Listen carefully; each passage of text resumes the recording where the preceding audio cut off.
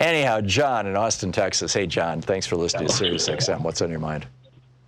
How are you, sir? I'm great, but I'll get better. How about you?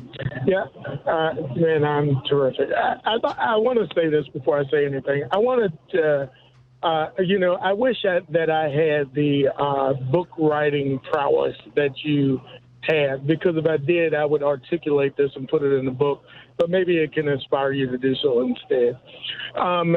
When you were talking about the Reagan tax cuts and inequality, I think that you can directly or indirectly pretty much attribute all of the ills, well, most of the ills that we have in this country. Everything from when you were talking about the obesity, the fact that people cannot afford to eat good food, and, That's right. and they're eating at McDonald's and becoming obesity is one of the major consequential diseases associated with poverty.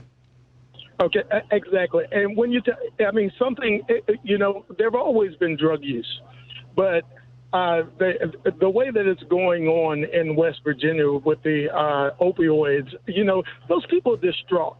That's how they treat their depression. Yep. When you get right down to it, you can almost attribute almost everything, even school shootings. These people feel despair. They have, not a whole lot of options as far as taking care of the issues that they have, so they retaliate in these ways. Well, if I can add something to that, John, in order to distract us from the way that the billionaire class, the big corporations are basically stealing all of our wealth, via Reaganomics, in order to distract us from that so we don't turn our ire against the billionaires, as Elizabeth Warren and Bernie Sanders have tried to do and are struggling to break through the media to do. In order to distract us, they've turned us against each other. They've told us that the problem, as it were, the cause of our ills was brown people coming from Mexico, or black people who want to take white people's jobs, or immigrants who, or Muslims, or fill in the blanks, right? That has been what the Republican Party has been telling us ever since 1981. Back to you. Absolutely. And thus we're shooting each other in our schools and all these other things. Go ahead. Yeah, but I think that it's all, when you get down to it, the depression and just about all of the ills, like I said earlier. I grew up in a very bad neighborhood of Washington, D.C. That neighborhood now is totally changed, but the reality is that we only saw very, very small amounts of people coming into those neighborhoods buying drugs. Drugs are so prolific now in our society, whether illegal or legal. And I think it's people just dulling their senses. They're dulling the things that they're going through. Everything from drugs to school shootings to obesity. You can go on and on and on. And don't even start with the way that we fight the wars. We send people over there to fight for, and then we bring them back here and expect people who were taught to kill, won't have issues when they come back. All of that is through corporate influence, income inequality, and the tax structure that we face, the destruction of the middle class. Yep, absolutely, absolutely. And massive medical debt and massive educational debt, things that used to be no big deal.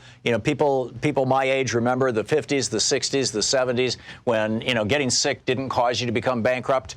Now it does. And lack of education. Yeah, and going to college didn't leave you with, two decades worth of debt so that you couldn't buy a house or get married or have kids or anything.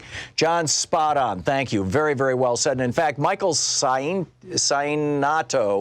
I'm not sure how to pronounce his last name, wrote this brilliant piece that's in The Guardian this morning.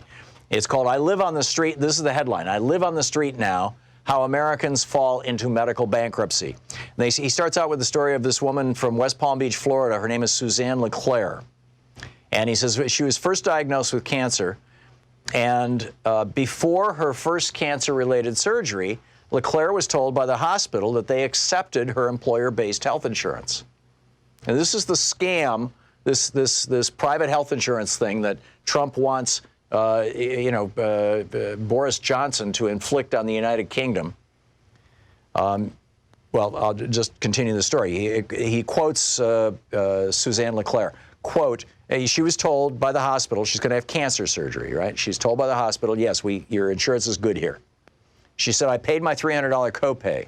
After the surgery, I started receiving all these invoices and came to find out that the only thing covered was my bed because the hospital was out of network. My bills were hundreds of thousands of dollars, so I had no choice but to file bankruptcy. And then they're quoting, other people. She's got, this is another one. My medical bills are at $52,000. I've done everything from credit cards to consolidation loans. I just keep simply paying one credit card with another, interest-free until I can pay the next one. It's the side of cancer most people don't understand or know about, and it's never ending, and it keeps adding up, and before you know it, you're back in debt so bad you can't believe it again. On the way to work today, I walked past two cars parked on the side of the street in which people were sleeping. And one of them, clearly, this guy had everything he owned in his car. And it was just it was a beater. I mean, it was just a wreck. And one of the other ones was a fairly nice car. And the people living in their cars. And I don't live in a poor part of town. I mean, it's just, this is the United States of America. We're supposed to be the middle-class beacon for the world. We're supposed to be the country that sort of invented this with Franklin Roosevelt during the worldwide Great Depression in the 30s. We raised up the middle class. In the 40s, 50s, 60s, and 70s, you could go to college for free pretty much anywhere in the United States. They're so cheap that you could work your way through college on a part-time job. My wife worked her way through college. She actually completed her education. I didn't, but she worked, as a waitress at Howard Johnson's. And I think it was like $1.50 an hour or something back in the day. And the short time that I was in college, I paid for it by pumping gas and replacing tires at an Exxon station, or an Esso station it was called then, and washing dishes at Bob's Big Boy. You can't do that now. You end up massively in debt. And where is all that money going? It's going to the top 1%. Period. Full stop. And in a huge, huge way. And in fact, here we go. This from Meteor Blades over at Daily Kos. The University of California, Berkeley economist Gabriel Zuckman says the total wealth of the 400 richest Americans jumped from $1.27 trillion